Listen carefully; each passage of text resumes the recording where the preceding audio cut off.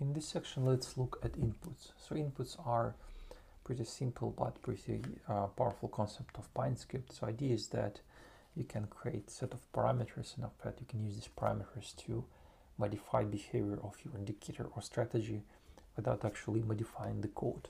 So let's look how it works. So here I've already created like a super small script and I added it to my chart. And after that, if you click this gear button close to your indicator name, you can open your settings of your indicator, and here on the first tab, inputs, you will find all your inputs. So here I created here like 2 integer inputs, and I can basically change my inputs from here, and you can see that my indicator will recompute itself like basically live. So it's quite useful. And here I created 2 inputs with, and I used 2 different types of functions just to explain you like a small concept that like you have basically can create input kind of 2 ways in PineScript version 5. Just with input function, and basically just list your like default value here, and PineScript then will try to understand based on your default value what is the type of your input. And also you can use explicitly input.int, basically input dot and type of your input. And I believe that it's much better way to use this way, like input.int for example, because in these functions you have much more very interesting parameters. You can do much more things. So basically, if you want to use inputs in version 5 of PineScript, use these functions. After you created an input, you can use it as your usual variable basically. And here, for example, I use it as length in my simple moving average indicator, and after I compute my moving average and I just plot it. So as you can see, it's quite simple.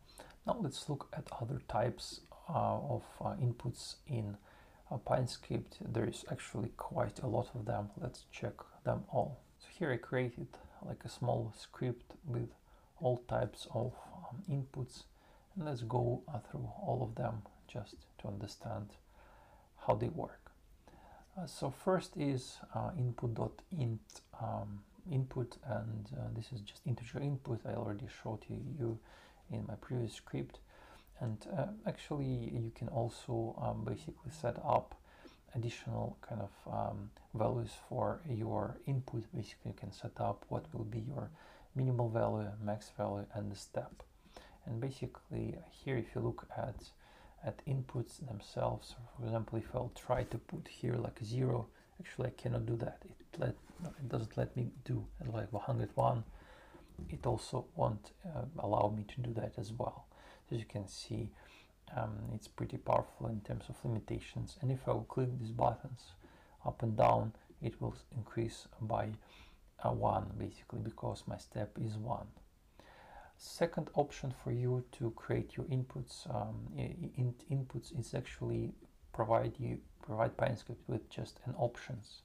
So you can basically forbid to use any values except the ones you provided. So here basically you can see with this stuff, with these options parameters, I created like this drop down, and here you can just select one of my 5 arguments I listed in my option parameter.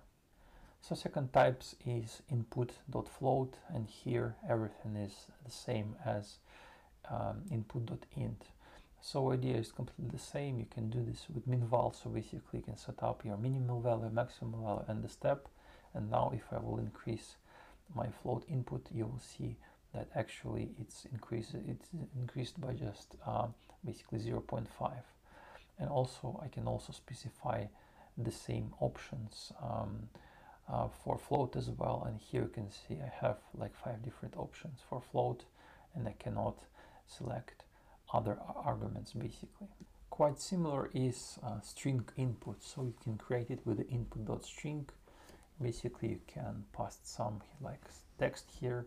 So with the usual one without any options, you can see you just can type here any text you want, and this will basically pass this to your indicator. And second argument, you can also add options variable with like a list of acceptable options in square brackets, and this way you will create this drop down and user can choose only one of these arguments for strings as well. So it can be quite useful for selection of different types of computations. So for example, here I select how I compute my moving average. I can just choose one of the methods only. So next is Bool Input. So Bool Input is the simplest one. So basically you can create choose like do you want to be true or false, and this will create this checkbox with like your bool value, and if checkbox is checked, then this is a true. If checkbox is not checked, this will pass a false value to your script. So next type of inputs are color inputs. So you can create the input.color, and here you can use color as like one of the built-in colors as a default value, or you can use just like RGB format of your color, and this will create you a really nice palette basically, where you can go through your all like colors available to you, or you can go and create like a custom one. You can even paste here just custom RGB format, and this will add this to you. And also you can select here opacity of your color as well. So it's quite powerful if you want to create really a nice looking indicator. And next input is input.price. So it looks a bit similar to what you have in your like float input, but it actually has a feature that I will show you in one of the next videos, that actually it's quite a very powerful input as well.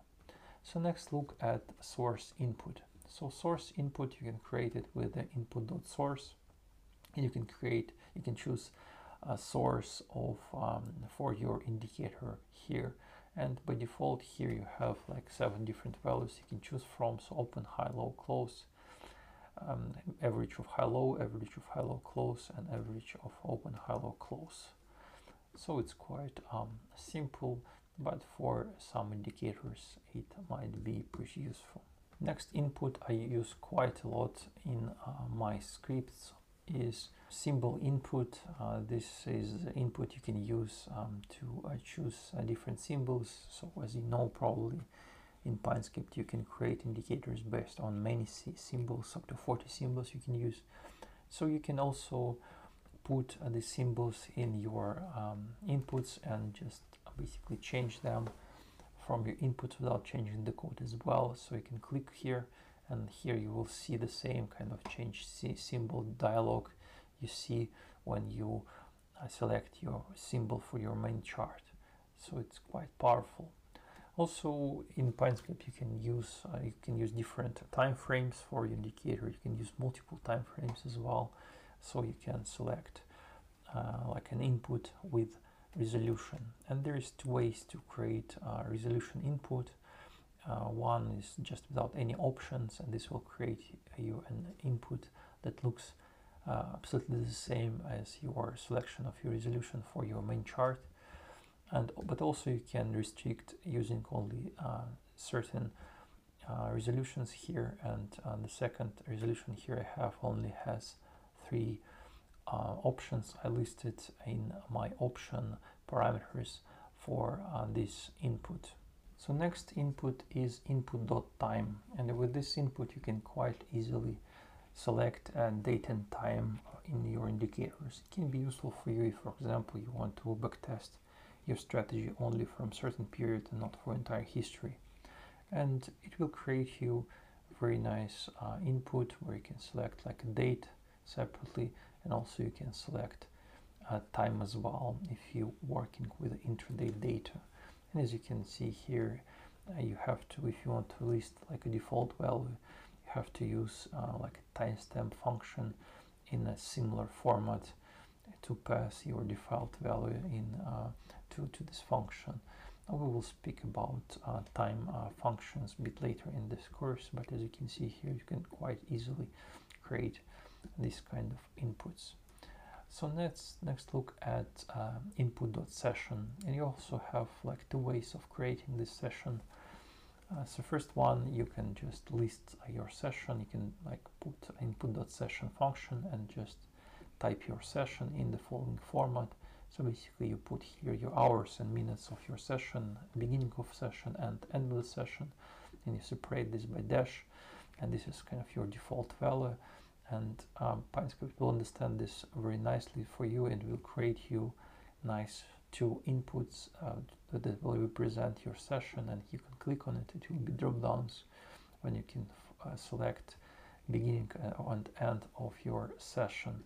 And also for the session you also can select like option parameters for your inputs, and this will restrict to use only certain sessions, and you can just click on this drop down and select one of the sessions, and basically it works very similar to how string works when you select options for input sessions.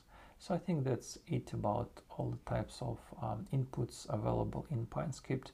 In the next few videos we will explore some interesting use cases, some interesting features of certain inputs.